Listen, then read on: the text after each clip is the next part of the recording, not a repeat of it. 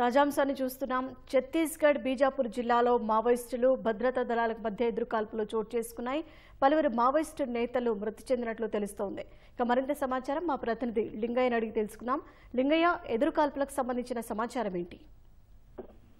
ఎదురుకాల్పులకు సంబంధించి ప్రాథమికంగా అందుతున్న సమాచారం అయితే మావోయిస్టు పార్టీకి చెందిన పలువురు కీలక నేతలు ఈ ఎన్కౌంటర్ లో మృతి చెందినట్టుగా కూడా మనకు స్పష్టంగా సమాచారం ఉంటుంది. బీజాపూర్ జిల్లాలో ఈ భీకరమైన ఎదురుకాల్పులు ఇవాళ ఉదయం తెల్లవారుజాము నుంచి ఇప్పటి వరకు కూడా కొనసాగుతున్నాయి. అంటే దాదాపు 7-8 గంటలుగా ఈ ఎదురుకాల్పులు కొనసాగుతున్నట్టుగా మనకు ప్రాథమికంగా సమాచారం ఉంటుంది. బీజాపూర్ జిల్లాలోని జిల్లా నేషనల్ పార్క్ ఏరియాలో ఇటీవల గతంలో కూడా ఈ నేషనల్ పార్క్ ఏరియాలో దాదాపు 30 మంది మావోయిస్టులు ఎన్కౌంటర్ లో మృతి చెందిన సంఘటన ఈ ఏడాది ఆరంభంలో జరిగింది. ఆ తర్వాత మళ్ళీ అప్పటి నుంచి కూడా చెదురు మదురుగా అప్పుడప్పుడు ఈ వరుసగా ఎదురుకాల్పులు జరుగుతున్నాయి. తాజాగా ఇవాళ మావోయిస్టులకు అదేవిధంగా భద్రతా బలగాలకు భీకరమైన ఎదురుకాల్పులు జరుగుతున్నాయి. దాదాపు 8 గంటలుగా ఈ భీకర పోరు కొనసాగుతుంది. ఇందులో ముఖ్యంగా పలువురు ముఖ్య నేతలు ఉన్నట్టుగా కూడా మనకు సమాచారం అందుతుంది. అయితే ఇప్పటి వరకు ఛత్తీస్గఢ్ పోలీసులు, ముఖ్యంగా బీజాపూర్ జిల్లా పోలీసులు కూడా ఎదురుకాల్పులు జరిగినట్టు ఎన్కౌంటర్ జరిగినట్టు ప్రాథమికంగా నిర్ధారించారు తప్ప ఎవరు చనిపోయారు, ఎంతమంది చనిపోయారు అనే వివరాలు మాత్రం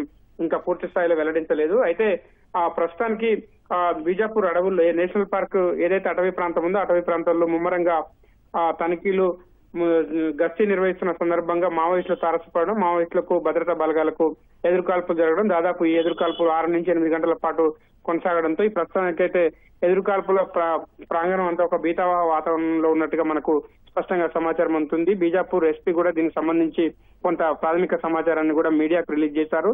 ఎదురుకాల్పులు జరిగిన మాట వాస్తవమేనని, ఎన్కౌంటర్ కూడా జరిగిందని ఆయన చెప్తున్నారు. అయితే ఇందులో ఎంతమంది మృతి చెందారన్న అంశం ఇప్పటికే తమకు ప్రాథమికంగా అందలేదని, పూర్తి స్థాయిలో మరిన్ని వివరాలు చెప్తామని చెప్తున్న పరిస్థితుల్లో ప్రస్తుతానికైతే మావోయిస్టు రోజు రోజుకు బలహీనపడుతున్న నేపథ్యంలో ప్రధానంగా హిడ్మాపై ప్రత్యేకంగా నిఘా ఛత్తీస్గఢ్ భద్రతా బలగాలు నిర్వహించాయి. ఇప్పటికే ఛత్తీస్గఢ్ సంబంధించి మొత్తం ఏవైతే ప్రధానమైన కీలకమైన అటవీ ప్రాంతాలు ఉన్నాయో వాటన్నిటి కూడా జల్లెడ పడుతున్న నేపథ్యంలో హిడ్మాను లక్ష్యంగా చేసుకుని ఛత్తీస్గఢ్ భద్రతా బలగాలు వేట కొనసాగిస్తున్నాయి. ఇప్పటికే హిడ్మా పుట్టిన ఊరికి కూడా భద్రతా బలగాలు చేరుకోవడం, అదేవిధంగా కేంద్ర మంత్రులు కూడా అక్కడికి చేరుకుని ఆ ఊర్లో తన హిడ్మా తల్లితో కూడా కలిసి భోజనం చేశారు. ఆయన లొంగిపోవాలంటూ సందేశం ఇచ్చారు. ఈ నేపథ్యంలో ఈ 2 రోజుల క్రితం ఈ సంఘటన జరిగింది. ఆ తర్వాత ఇవాళ మళ్ళీ ఎన్కౌంటర్ ఎదురుకాల్పులు చోటు చేసుకోవడం కొంత మావోయిస్టు పార్టీలో కొంత ఉనికిని దెబ్బతీసే విధంగా కనిపిస్తున్నాయి. ప్రధానంగా ఈ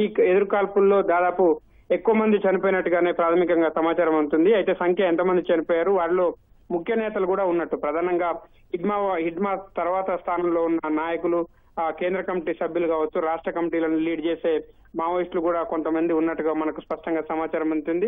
ఏదేమైనప్పటికీ మరో గంట సేపట్లో ఈ ఎన్కౌంటర్ సంబంధించిన పూర్తి వివరాలు వెల్లడించే అవకాశం స్పష్టంగా కనిపిస్తుంది. దీనికి సంబంధించి నేషనల్ పార్క్ ఏరియాలో ఎదురుకాల్పులకు సంబంధించి బీజాపూర్ ఎస్పీ కూడా జితేంద్ర కుమార్ యాదవ్ కూడా అధికారికంగా ధృవీకరించడంతో ఇప్పుడు ఎంతమంది చనిపోయారు, వారిలో ముఖ్య మావోయిస్ట్ నేతలు ఎవరున్నారనేది మాత్రం సర్వత్రా ఒక చర్చ సాగుతుంది. ధన్యవాదాలు లింగయ్య.